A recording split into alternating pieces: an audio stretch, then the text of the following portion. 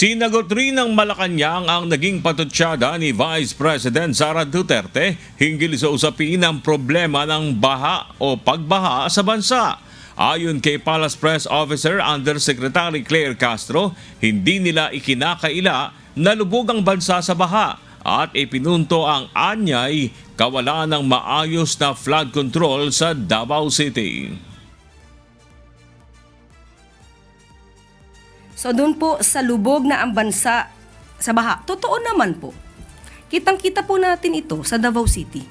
Kaya nga po nagpabigay na agad ng utos ang Pangulo kay Secretary Vince Dizon na ayusin ang pagbabaha, na malalang pagbabaha sa Davao City. At nakita po ni Secretary Vince Dizon na merong isang proyekto doon na 2019 pa ay hindi naaayos. At sa 10 taon ay walang dredging na ginawa.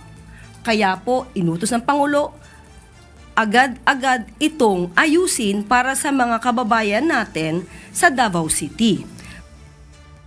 Binigyang diin ni Yusek Castro na dapat maimbestigahang mabuti ang flood control project sa ilalim ng Duterte administration.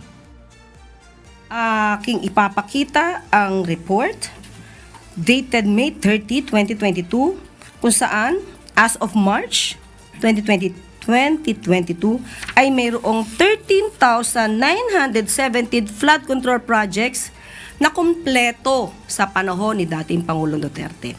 So dapat po talaga itong makita at nakikipag-ugnayan din po tayo sa DPWH na dapat natin malaman kung ito ba ay numero lamang o totoong mga nag-i-exist.